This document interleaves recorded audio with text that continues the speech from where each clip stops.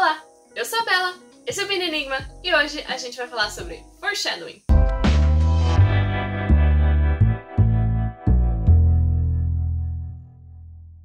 O Google Tradutor traduz foreshadowing como prenúncio, o que não é uma tradução ruim. For é um sufixo que significa algo que veio antes, como por exemplo em forefathers, que são os pais que vieram antes, ou seja, os seus ascendentes. E shadowing pode ter dois sentidos, o primeiro sendo colocar sombra sobre alguma coisa, ou seguir alguém e imitar todos os seus movimentos. Basicamente, colocando esses dois conceitos juntos, o significado fica mais ou menos a sombra que veio antes. Algo acontece, mas já foi prenunciado, já tinha uma sombra que te falava que aquilo poderia acontecer. O que por si só já é a melhor introdução do que qualquer outra coisa que eu poderia escrever. Basicamente, o conceito de foreshadowing é o conceito de deixar pistas para eventos que vão acontecer mais pra frente na narrativa. Por exemplo, as cenas pós-créditos de todos os filmes do universo cinematográfico da Marvel são exemplos de foreshadowing, porque são dicas do que vai acontecer nos próximos filmes. Juntando as pistas que os escritores dos filmes deixavam, você podia seguir a trilha e fazer teorias sobre o que viria mais pra frente pro resto da série. E isso é verdade por grande parte da mídia que a gente consome, pelo menos se ela for bem escrita. Você pode pegar os fatos que já são conhecidos e realizar teorias e mais ou menos acertar de pra onde que a história vai ou algumas possibilidades de pra onde a história pode ir. Por que o foreshadowing é importante?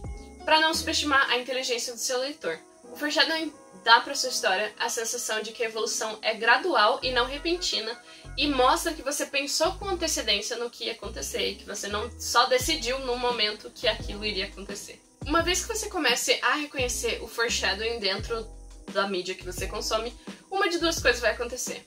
A primeira é que muita coisa que era mal escrita vai ficar muito chata, porque você começa a perceber os caminhos narrativos e você já consegue prever, a partir desse foreshadowing, qual vai ser o final das coisas. Mas, por outro lado, você começa a perceber por que coisas boas são tão boas. Você começa a perceber todos os detalhes que foram plantados que poderiam ter permitido que você previsse aquele final e ainda assim você não previu. O bom foreshadowing, o foreshadowing bem escrito, é um ato de equilíbrio. Você precisa deixar essas pistas de forma clara e que as pessoas possam encontrar, mas que ao mesmo tempo não seja óbvia e que não entregue a narrativa logo de cara. É esse ato de equilíbrio que é preciso fazer quando você está tratando com esse tipo de coisa. Mas afinal, como é que você usa o tal do prenúncio, o tal do foreshadowing? Na verdade, quem tem que descobrir isso é você. Mais uma vez, falo todos os dias, mas é verdade aqui também. Você precisa descobrir dentro do seu próprio processo como você vai lidar com a questão do foreshadowing. Se você é um planner ou um arquiteto, você gosta de fazer outlines, você gosta de planejar absolutamente tudo antes de começar a escrever, isso é um pouco mais fácil porque você tem uma visualização da sua história inteira e você pode ver aonde colocar as pequenas pistas. Se você é um pantser, ou seja, você não planeja nada, você senta e começa a escrever do começo ao fim, isso é um pouco mais difícil e demanda mais trabalho, porque você provavelmente vai precisar reescrever muita coisa à medida que você for tendo as ideias do que vai acontecer no final. Eu já ouvi falar de pessoas que escrevem de trás pra frente justamente pra conseguir acertar esse foreshadowing, mas isso não é uma coisa que funciona pra todo mundo.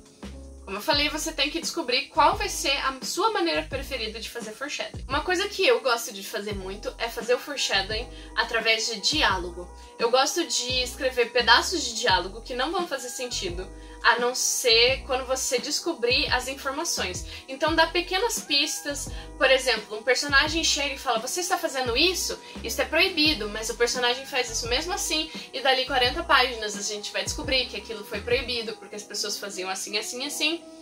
E normalmente é assim que eu faço. Mas, como eu falei, aqui parece muito geral, a menos que eu dê um exemplo específico. É muito difícil explicar pra vocês como fazer. Mas existe um conceito que pode ser de muita ajuda.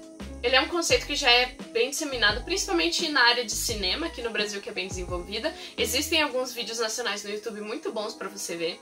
Esse conceito se chama Arma de Chekhov ou Chekhov's Gun.